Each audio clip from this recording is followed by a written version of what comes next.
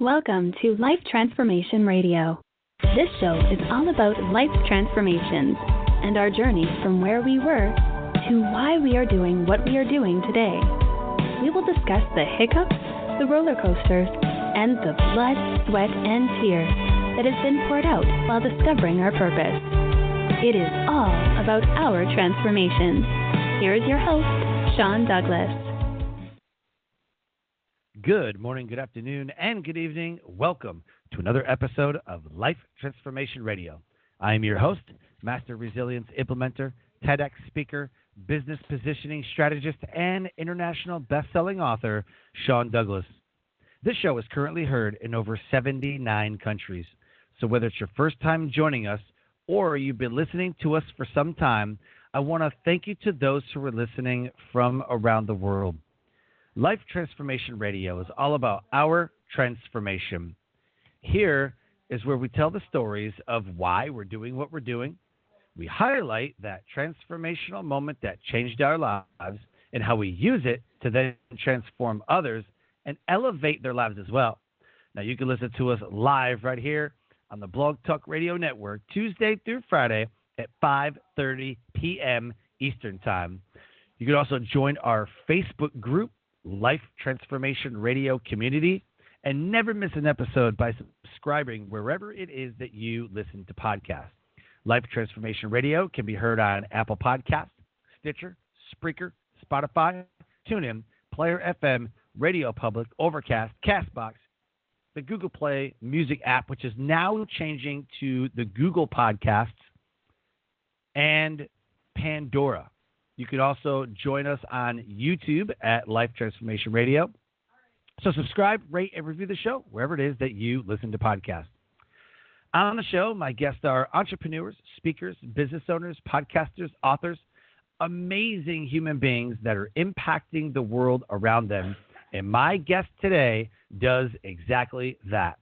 If you have any questions for any of the guests that are bringing on the show during our live broadcast, go ahead and call us up at 657-383-1109.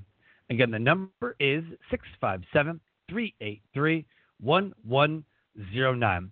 The show is brought to you by The Success Corps, and you can download the podcast marketing guide at bit.ly/podcast marketing guide. There's a guide right there for you. If you're a podcast host, go ahead and grab that today.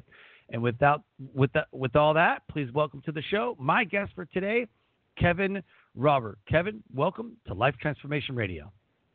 Sean, I appreciate you having me on. And, you know, a lot of what you just said resonates deep because we're all kind of doing the same thing. You know, whether it's a podcast or a radio show about cooking or a podcast about life transformations like yours, all of them seem to come back to one thing, and that's helping other people. And that's what I love about this medium. That's what I love about podcasting. And I'm truly honored to have this time to spend with you here. So thank you. I love having other podcasters on the show because it's great conversation. Oh yeah, because we have to be conversationalists, right? So, I mean, this is kind of what we do. I love having speakers. I love having podcasters and authors. You know, I've interviewed a lot of people over the years, and if they're not a speaker, they just don't use that communication style all the time. Right. You really have to start prying some information out of people, which I'm sure that you can relate being a podcast host, right? Oh yeah. So. One of Sully's my co-host. That's one of our biggest challenges, and I'm sure you're well aware, and podcasters that are listening to this are well aware that nothing is more difficult than when you have a guest on that you know has the potential to be a great guest, but they just don't have the communication skills. And you just have to dig and dig. I call it digging and dig and dig. And it's stressful. It's hard to get people to talk. But on the other hand, I understand. We all started somewhere, right? I started almost 3 years ago. I was the same way. I was nervous about how I sounded. Now I really don't care, and so on. So, you know, I get it. It's tough. Yeah. So happy to have you on the show. Love what you're doing. And so I titled this episode Hellbound with Halos with New York fireman and podcaster Kevin Rauber.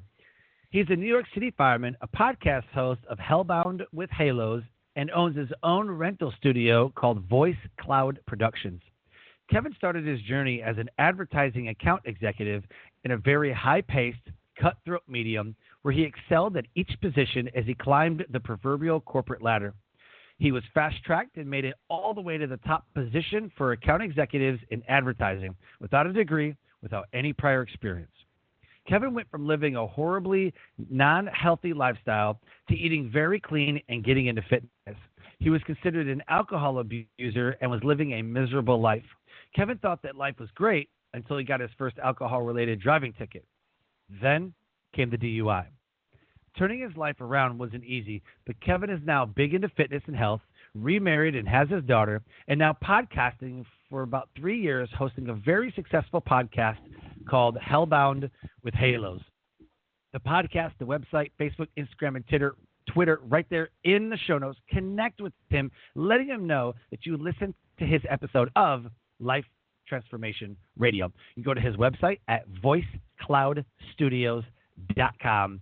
Facebook, Instagram, Twitter, right there in the show notes. And check out his podcast at whpodcast.com. Go ahead and hit that subscribe button and leave a rating and review on your favorite platform. Kevin, the first question that I have to ask, and I believe is the most important question you can ever ask yourself, is why? Why do you do what you do?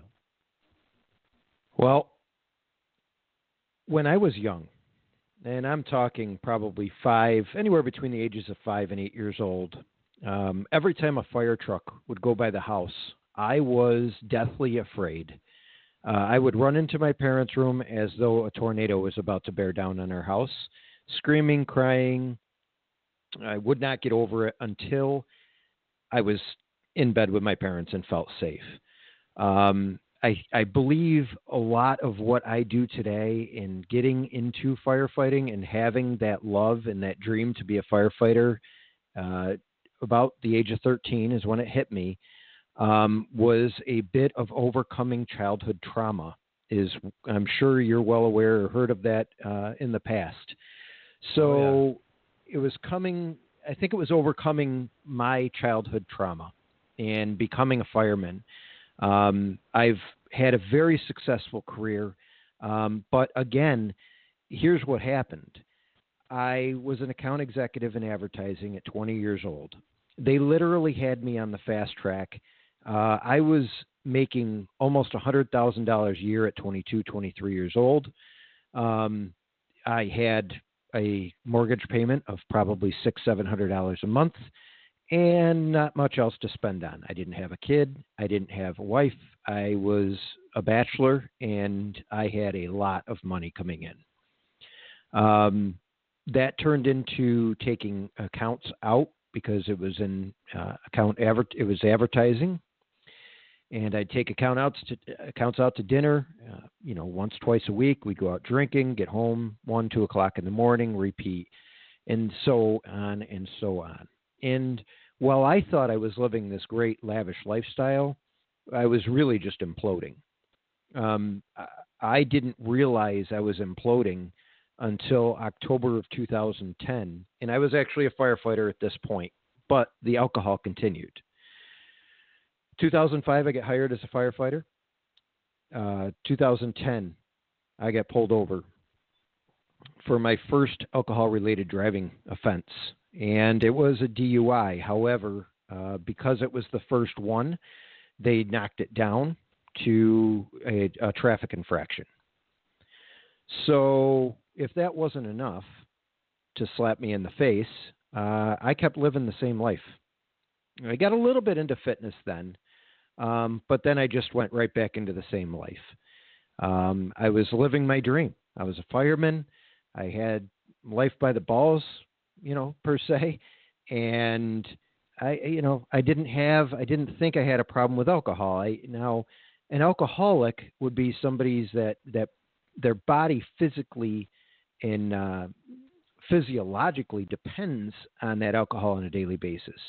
What I was diagnosed with was alcohol abuser, and the difference there is an alcohol abuser uses alcohol to an extent where they don't know when to stop. So you could drink and then you have 3 and 4 right. and when the neighbors are picking up and leaving, Kevin's going back to the cooler to grab another one. You were the same way?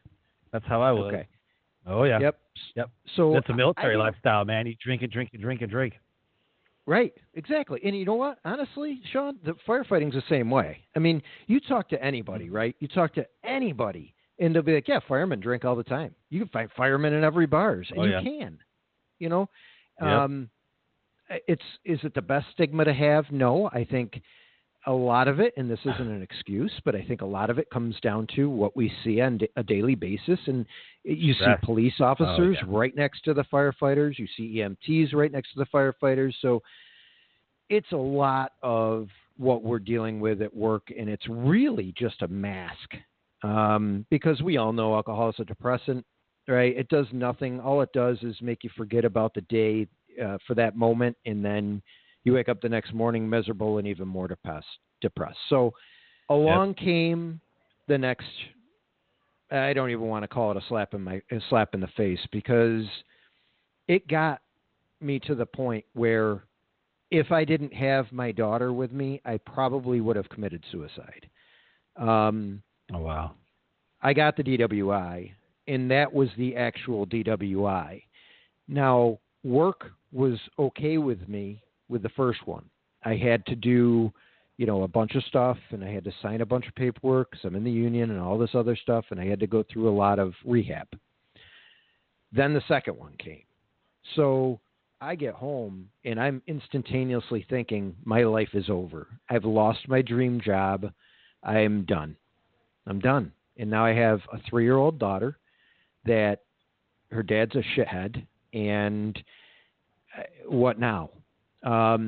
So it took me about 2 days of staring at the wall, and I literally, and it sounds so cliche sometimes, Sean, but I literally just picked myself up and dusted myself off, and I owned it. I said, you know what? I'm the one that put myself in this position, so I can sit here on my ass and do nothing, or I can own what I did, fess up to it, and make myself a better person on the other end. And that's what I did. So I owned it and forgave myself for the I won't even call the second one a mistake, because I did it. The first one's a mistake. The second one's not, right? So I owned it. And that made me persevere through what could have been a very, very drastic, different outcome in my life. My daughter, I requested my daughter from my ex-wife, and we had separated prior to this. I requested my daughter from her as much as possible because she was the only thing that kept me going at that point. It was, okay, I need to stay here for my daughter. This is my reason for being here right now. Then I kind of went into the own it, because Kevin, if you can forgive yourself and you understand that you're not this person and you understand that you are a good person, everybody else can think about however they want to think about you. And they can have any opinion about you they want to have about you. They can think you're a drunk, POS, whatever. But that's not on you. That's on them. That's what they think. And they can think that way, because I'm not going to be able to change that. But I can change the way I feel about myself. And that's what I did. And I'll tell you to this day that besides my daughter, that attitude and that approach is what saved everything. I kept my job because I went in and didn't sit back to my employer and say, just do whatever you want to me. I went in and said, this isn't me. This isn't me. I'm not this person. Accountability. And exactly. I can do better. Yeah. And I understand it's number 2. I fully get it, and I accept that. And I accept everything you send down on me, no matter how hard it is. I will do it. But my daughter needs me to have this job. I need me to have this job. And I will do anything in my willpower to prove to you that I am not this person, and I am the person you always thought I was. And that's what I did. And I proved it to him. And since then, to make kind of the long story short, I mean, we can talk about different pieces, but to make the long story short, I ended up getting promoted to lieutenant 2 years ago. So, wow. I was huge into fitness. Do health and fitness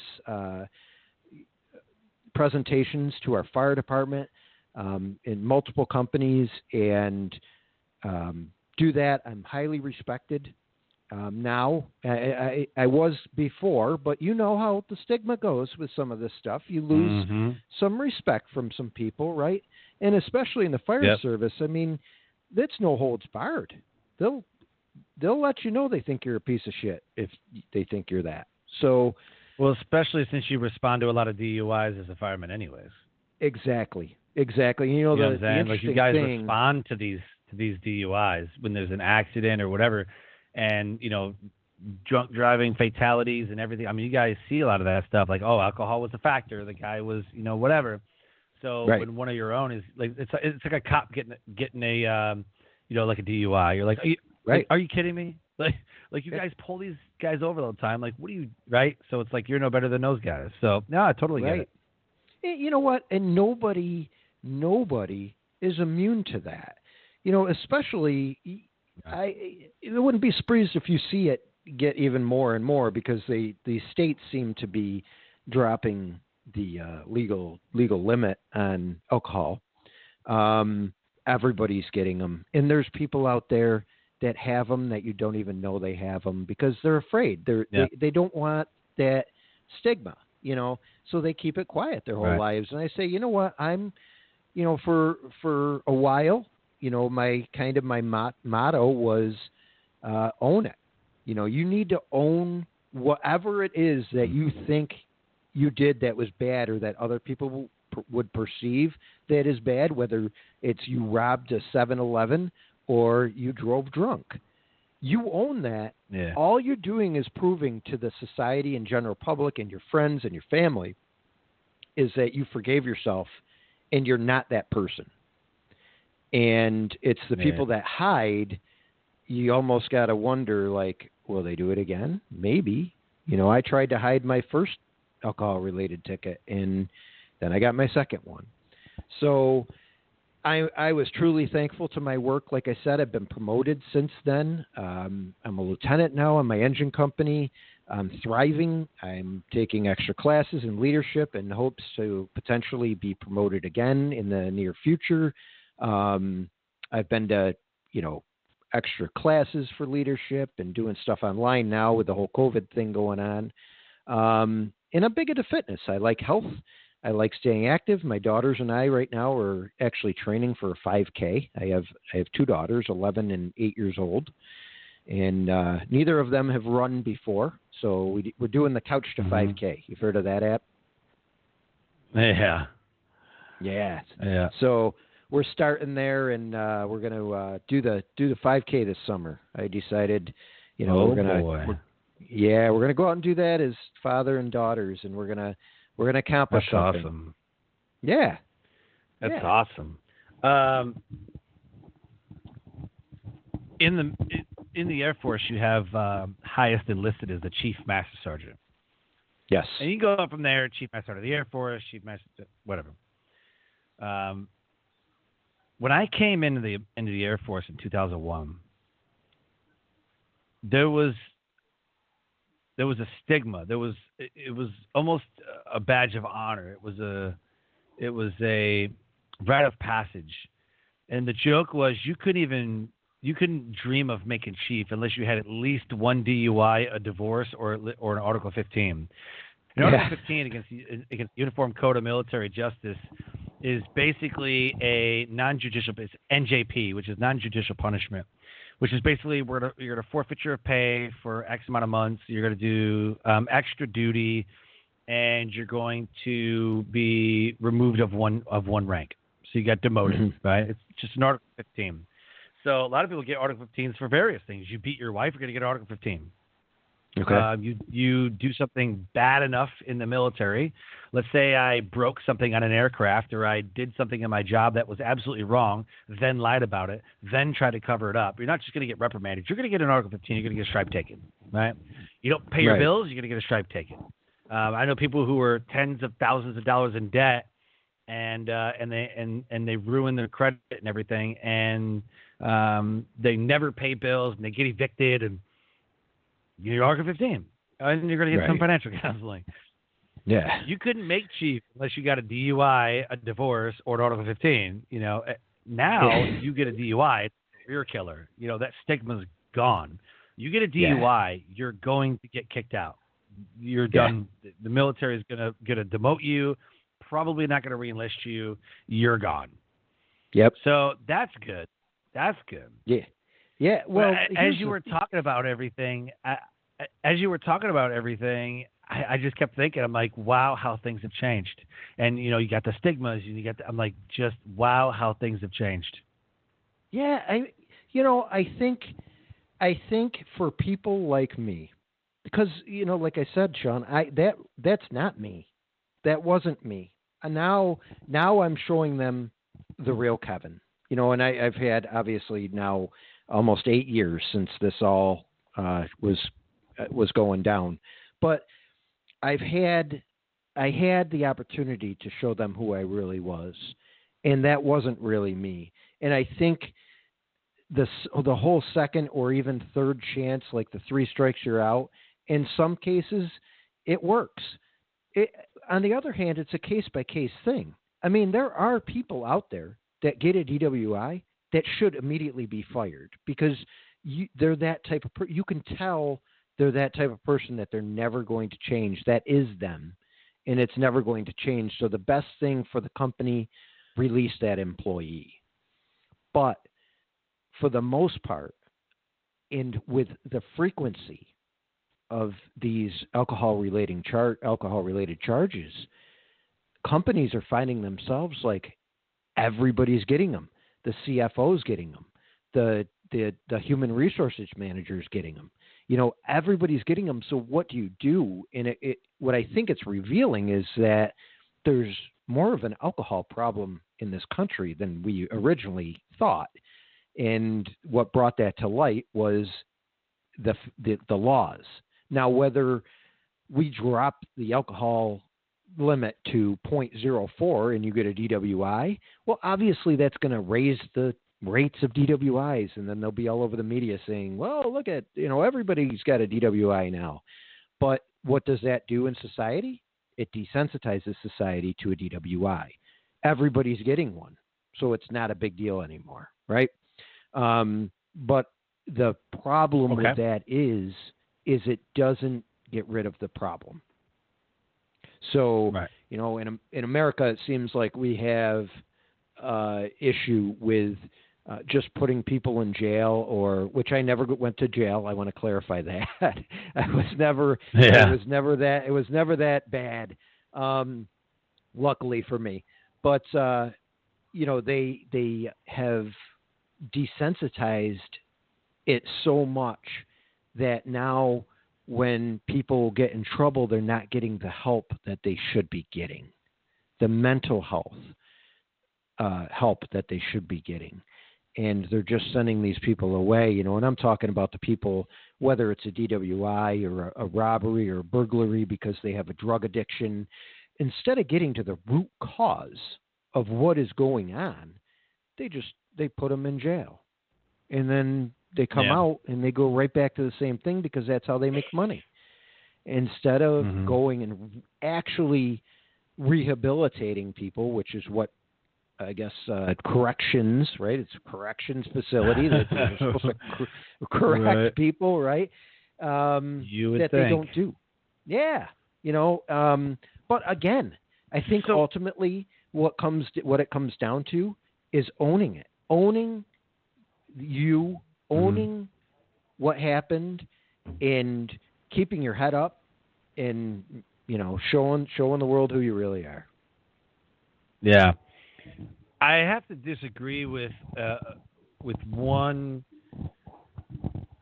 point you made.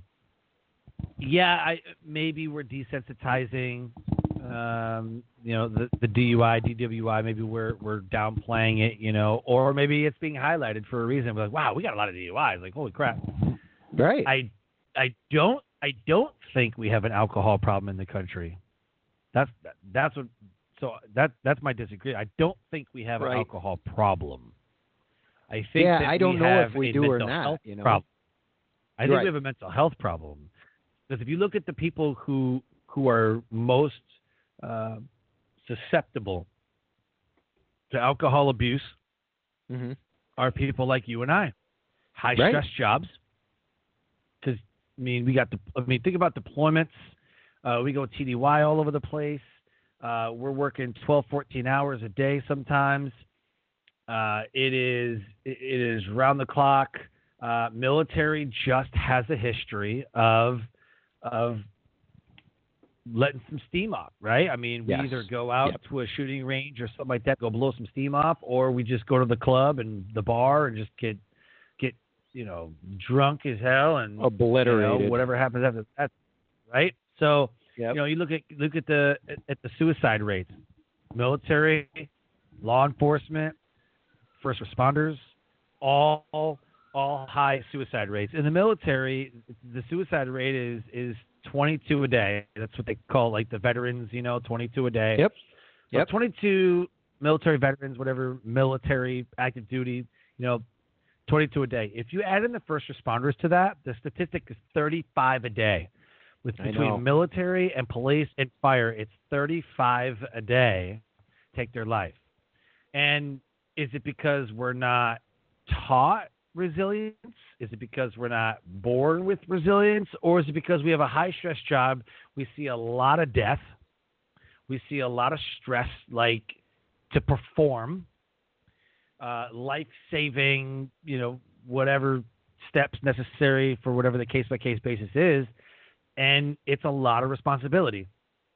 So are we not equipped to handle the responsibility? Are we not equipped to handle that mental health? Have we not been taught to go to a therapist and tell people our feelings? Like what is it? In my opinion, it's the stigma of the job. I'm a badass. I'm a fireman. Nothing's going to catch me. Nothing's going to catch me. I'm a cop.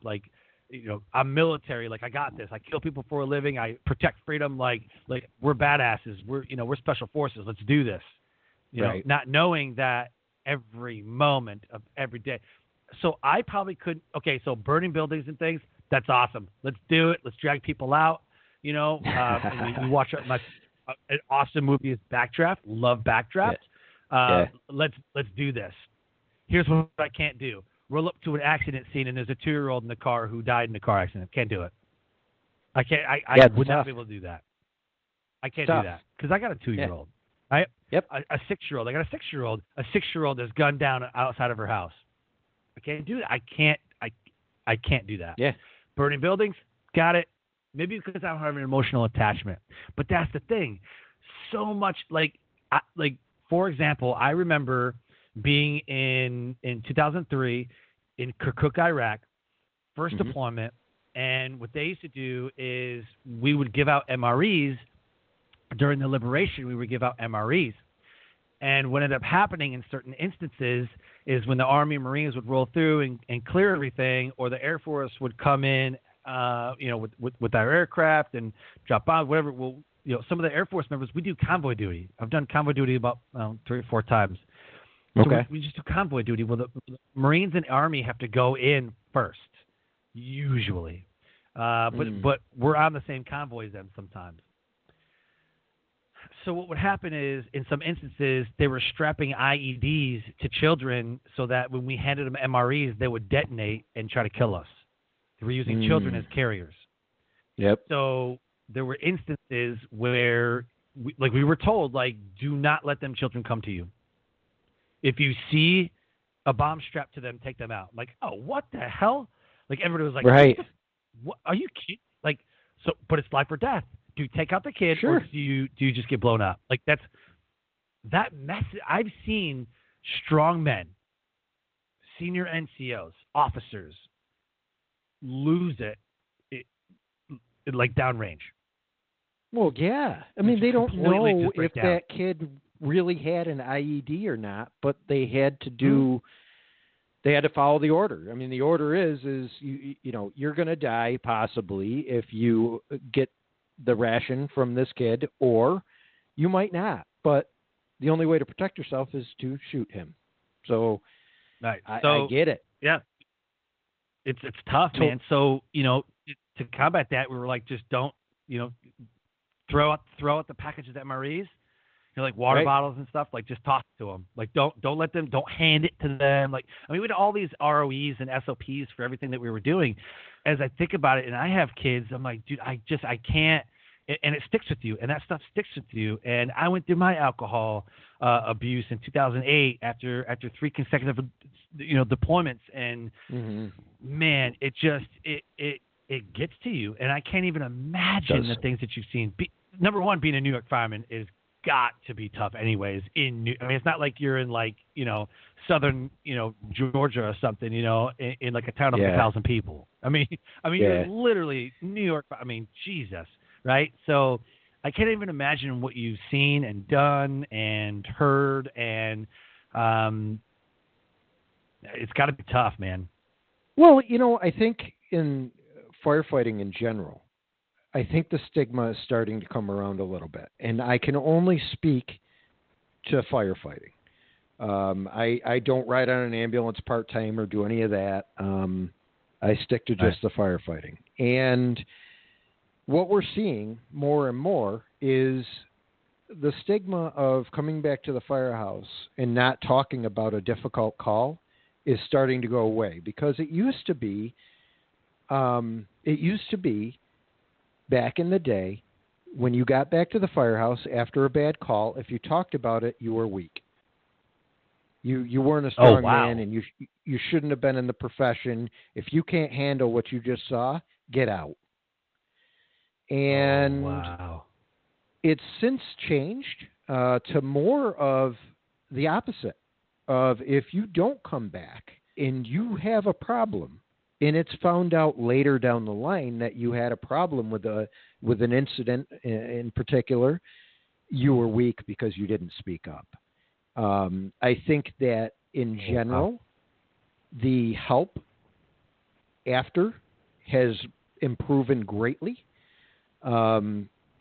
Before, we'd have these teams come in, these CERT teams come in, and they would sit down, and we'd all get in our happy circle, and you'd say, you know, what bothered you about the call? And now these people have never been firemen. They don't know what it's like to be a fireman. I get it. They're counselors, but it was like, I don't need this person in front of me right now.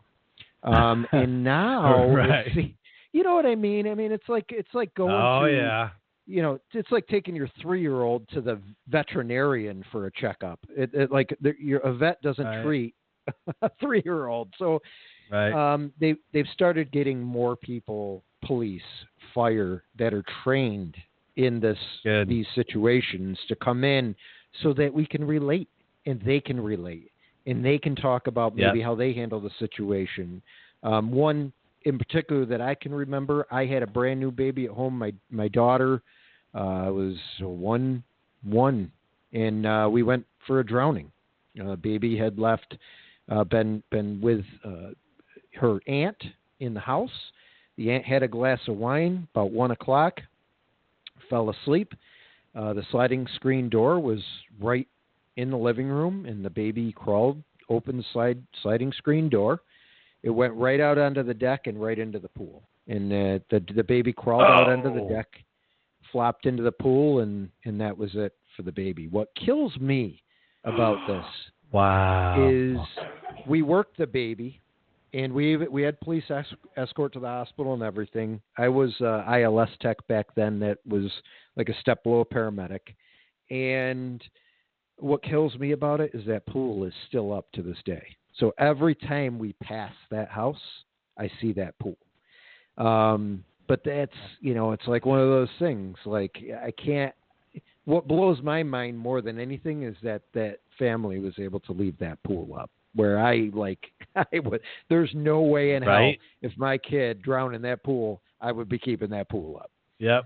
But to each his own. Everybody handles their stuff different. Yeah. I get it, but everybody handles stuff different and whatever. But I thought that was one thing I'd share with you. Like, we see all sorts of stuff. I've seen.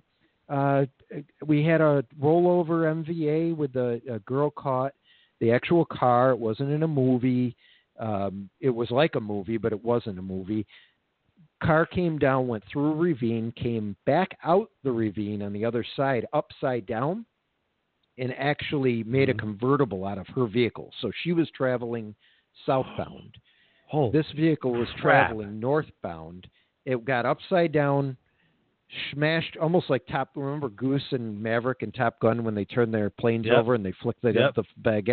So the car was completely upside down, took the other roof of the car off, and unfortunately what had happened is it caught the A-post of the vehicle. So your A-post is the first metal piece on the left side of your windshield, and pushed that in and pushed it right into the female driver's head. So that car came to rest about 400 feet away from where the flip guy's car came to rest, and he was ejected. So I pronounced him, and then I ran up to the car that was 400 feet up the road, and the first thing I saw on her was an engagement ring. So now I know she looked relatively young, but she had a hole in the side in her head, and nothing was in that hole. So you see some really, really screwed up stuff, but it does take a little bit of a tough grit and a tough person to handle some of what you see. But what people need to understand, like I'm using this right now, Sean, as kind of a therapy. I don't talk about this every day, so I'm talking about it now. It lets it out, but it gets buried for a little while again, and then eventually I'll talk about it again. But at least I was able to talk about it tonight with you, and it let that out again. So now I feel better about it. But that's what works for me. Sure. Absolutely. And I completely understand that. And bottling things up is, we all know is not a good idea anyways.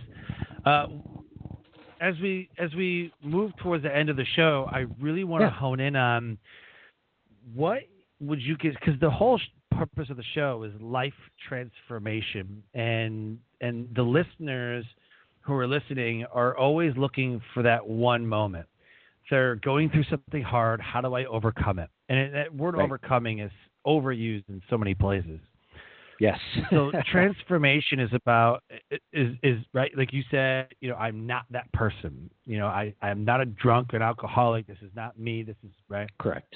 Yep.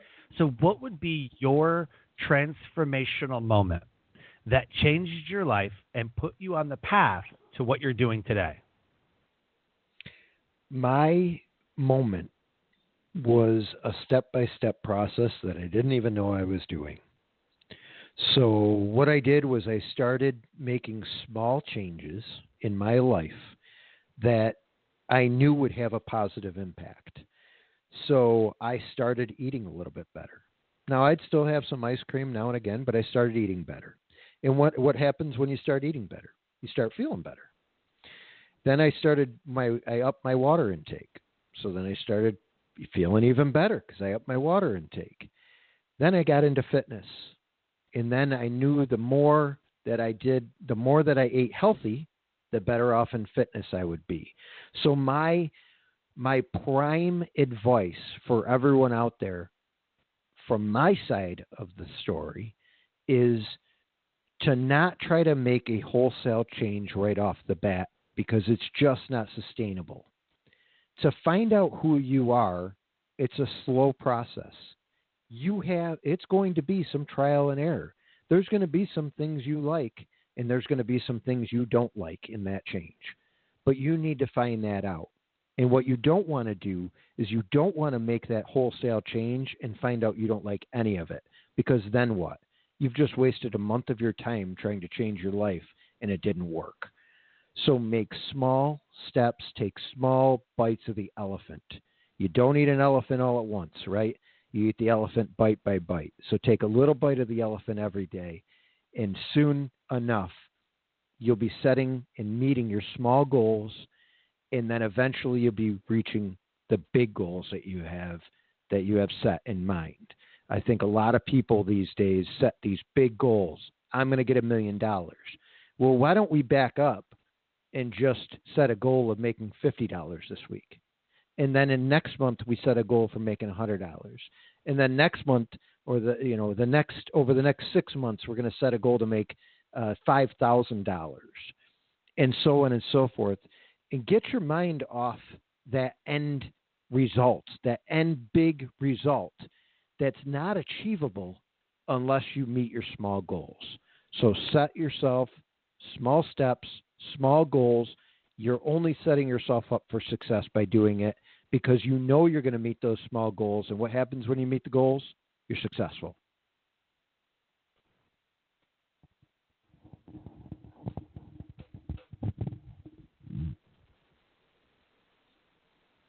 Are you there?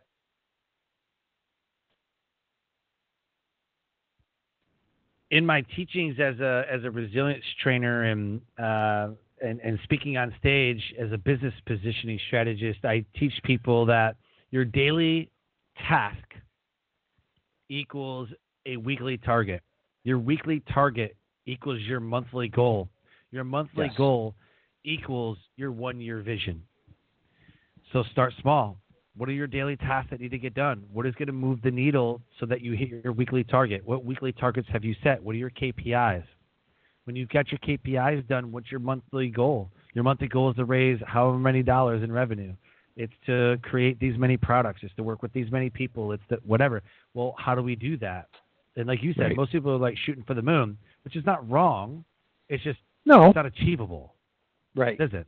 It's just not achievable that way. I can't be like, I'm going to make $1 million. Well, you fail so many times along the way. So you set your goal for, like you just said, for the $1 million, and then you only make 1,000, which is a great thing. But that's not in your mind. You've set yourself up to make $1 million, and you only made 1,000. Well, 1,000 is a great goal to meet if you had set that as a small goal, but you didn't. You set a large goal, so you set yourself up for failure. Right. Yeah. I mean, if you think about it, what's $1 million a year? Was it like 2,000 some odd a day? Right. So if I can make $2,000 a day or whatever, and eventually I'll make my way to $1 million. So So do that. So what do I got to do every day to make $2,000? Or what do I got to do every day to make $1,000?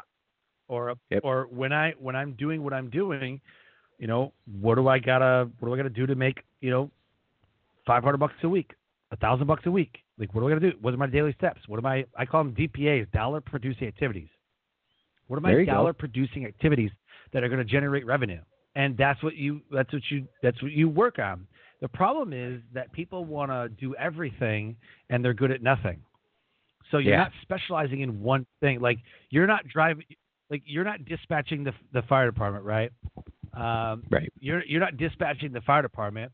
You're not organizing. Even as a lieutenant, you're not organizing the entire company, and then running the ambulance, and then dispatching the police, and then it doesn't work that way. You're in charge of your guys when you're doing this. When you're on scene, and you got who's the on scene commander? Who's there's a hierarchy there, right? So the lieutenant is not doing everything. The lowest man of the totem pole is it. So a lot of people just want to do everything themselves, and you can't. We have to do what's best that you do, and then outsource the rest. Do what you do best and outsource the rest. That's what I tell people. And so I love the fact that you said to be successful, you got your small tasks. Every day there's a task, right? So every day there's a task, and every day there's something to do. We're going to go over a little bit of time Yeah. The little noise in our head just said we got 10 seconds left of the show, but we're going to go over just a little bit. So listeners, bear with us a little bit. So what I want to get to right now, and before we close the show here in a couple minutes, is how do you elevate the world around you? I love the fact that you have a transformational moment and then you can use it for something great. You know, Mothers Against Drunk Driving, the Make-A-Wish Foundation, everything that we know that's good and wholesome and kind and loving in this world was the result of something tragic. That's out of tragedy births, right? The rise of the phoenix. Out of tragedy births. That's absolutely. So I ask you, your transformational moment, how have you taken that transformational moment and elevated the world around you? Well, I came up with a quote a few years back, and the quote is, failure is the golden key to success that everybody's afraid to use. And that every day I think about. And that is what I begin a lot of talks with people that come to me for advice. Everybody's afraid to fail, but everybody wants to succeed. Oh, yeah.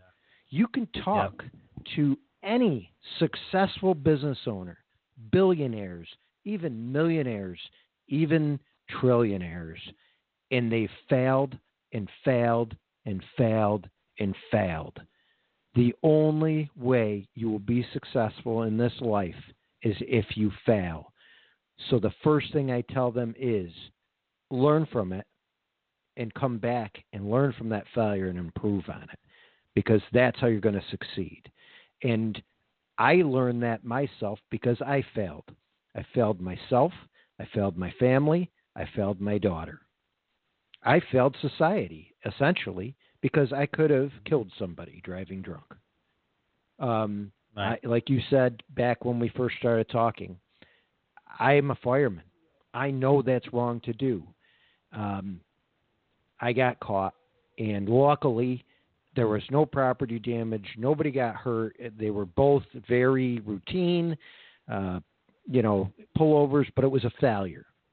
If I didn't have that failure, if I didn't get pulled over by those police officers doing their job, where would I be today? I don't know. I could be dead. I don't know. But I had that failure, and I learned from it, and I made the best of it. So my advice, the first piece of advice I give to people that are trying to be successful or trying to overcome, is to do not be afraid to fail. Try something. If you fail at it, you know you need to go the other way in the road. And then if you got a failure there, you know you need to make the left instead of the right. And it's that road to success. It's always under construction, right? We're always moving left. We're always moving right. Yeah. We're always taking different ways. And that's just what has to happen. In the stigma in society that failure is this horrible thing needs to go away.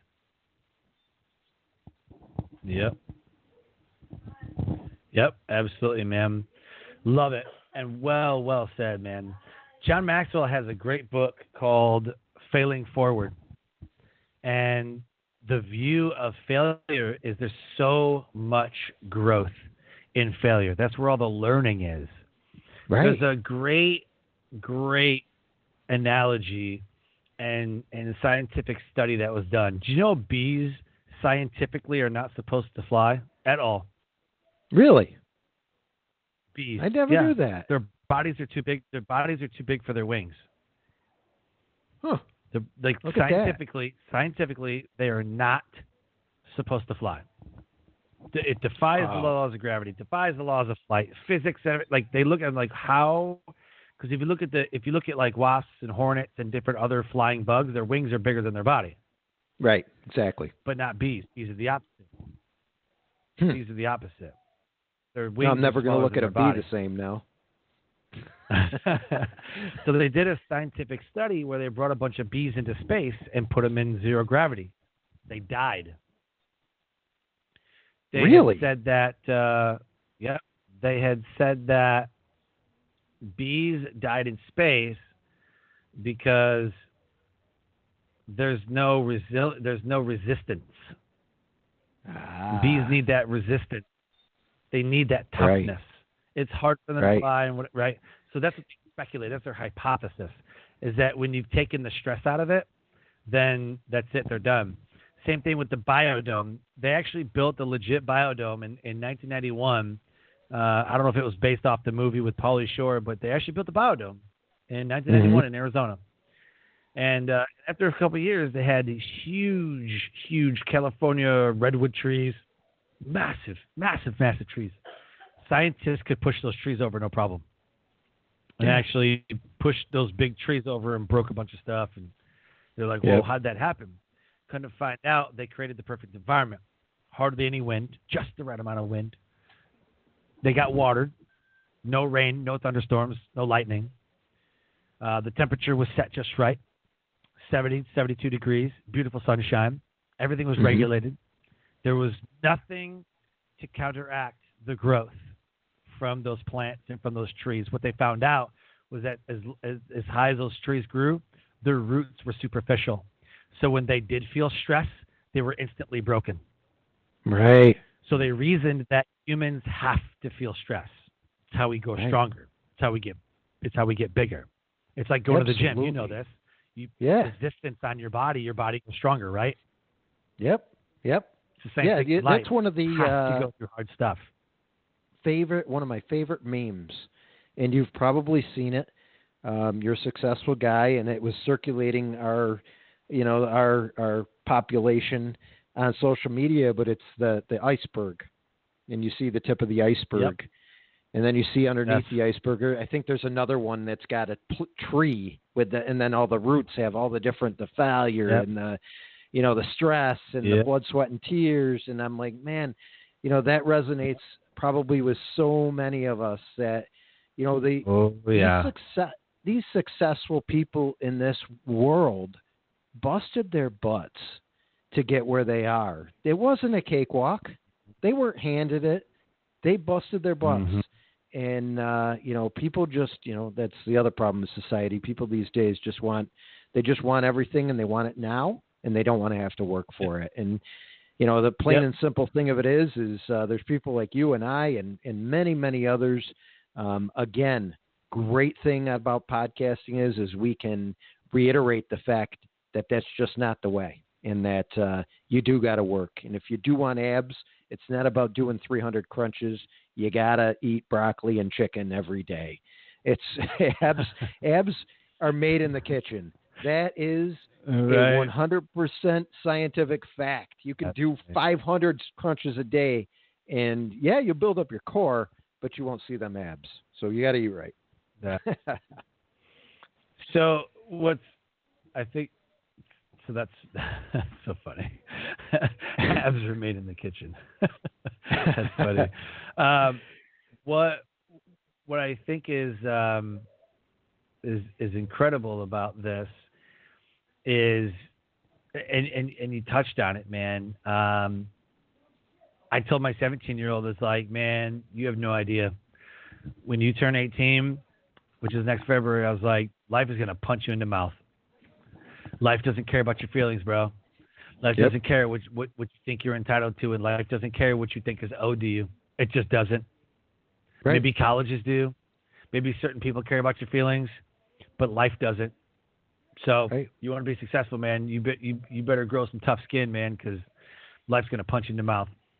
And and I worry about that stuff. Like, is he ready? Like, as a parent, did we do everything that we possibly could? Sometimes we feel like we're nagging. Sometimes we feel like maybe we're overbearing or whatever. But it's like, dude, come on, man. At 18, and I told him, I was like, dude, you're done. At 18, man, you're self-sufficient. You're on your own. You're not going to call me and be like, I need money. I screwed up my life. And like, dude, sorry, man. We're going to work through this, but we're not just going to bail you out all the time, because then that sets a nasty precedent too. Sure. And then you don't transform and you don't learn. So anyway, I really want to be respectful of your time, but I want to ask you, what is the one takeaway from the show? If the listeners aren't listening and they only hone in on this moment, what is the through line of this episode? What is that red thread that we can pull and unravel everything? What is the takeaway? What is the message you want to deliver to the listeners so that they can know and understand what we're talking about? Look, you can be down in life into the biggest hole or rut that you think you're in, and unless you want to dig yourself out, and I say dig yourself out, because nobody's going to dig you out. You have to do it yourself. It's the proverbial, you got to pick yourself up, dust yourself off, keep your head up, and like I said earlier, own it. Own whatever happened, or maybe something didn't happen. Maybe you just want to change your life a little bit and be a little bit more successful. It still operates the same way. You need to set small goals. You need to achieve those goals, because when you set yourself small goals, you give yourself the ability to meet them on a weekly basis, so you're always succeeding every week. And when you succeed every week, that's positive energy. And that positive energy builds and it builds and it builds. And next thing you know, you've rewired your entire neurofeedback system and biofeedback system in your brain, and you are constantly winning. You will constantly win in life because you set yourself up for winning. And that's what I can give. My story is my story, and there's a million other people in this world that have the same story, most likely. So it's not that unique. But what's unique from my story is probably the percentage of people that won't even talk about their story. That's out there. And then there's a percentage of people out there that did start making a change, and then they failed again. So the uniqueness of my story is I'm not afraid to talk about it. I'm not afraid to admit I had a problem. And I've set myself up in life to be successful. And I'm looking forward to continuing being successful, raising a happy, successful family, living out dreams I never thought I'd live out, and just having fun, enjoying it. I enjoy coming on podcasts like yours, Sean. I enjoy meeting new people like you. I enjoy talking with people like you. And that's what life's all about. Meeting new people, enjoying it, sharing our experiences, living through each other, and learning from each other. Love it, man. So well said. And I feel exactly the same way. I really appreciate you coming on the show. It is absolutely incredible. We touched on some really great topics today. And I just wish you the best in your podcast. And I wish you the best in the rest of 2020. Thank you, Sean. Same to you, sir. You've got a great thing going here. I listened to the last few episodes you had. I don't get down on that guy that said you talk too much. Don't that review. Don't that review was. I was like, how? It's a conversational podcast. Like, how? Right. You know what? You know when you're successful when you got a hater. So congratulations. Right. Oh man, yeah. The review came in, that I'm annoying, and I make some comment about myself. I'm like, well, that's how I relate to the guest. Right. You ever been at a podcast where they ask you a question, and the host goes, yeah, yeah. Right. And then asks you another question, and then you answer it with a brilliant answer, and he goes, oh, I love it. Yeah. And then asks you another question, and you're like, I got nothing from the host. I got nothing. I know. Man, I hate that. I know. Oh, I hate that. It is pretty bad with the host doesn't even. That's what's bad. Right. If the host doesn't talk, like that's bad. Yeah. God. Well, it was a pleasure meeting you. And again, thank you so much for having me on. I appreciate it. Guys, Sean's a great guy. Subscribe to his channel. Listen, I've subscribed. I'm going to be listening into his podcast from now on. And I wish you all the listeners and you, Sean, the most success as we continue through 2020 through this whole coronavirus thing, and that we can all persevere and come out the end of this winners. There you go, man. Awesome. Again, thanks for your time, man. Honored to have you on the show. Life Transformation Radio listeners, an amazing guest impacting the world around him.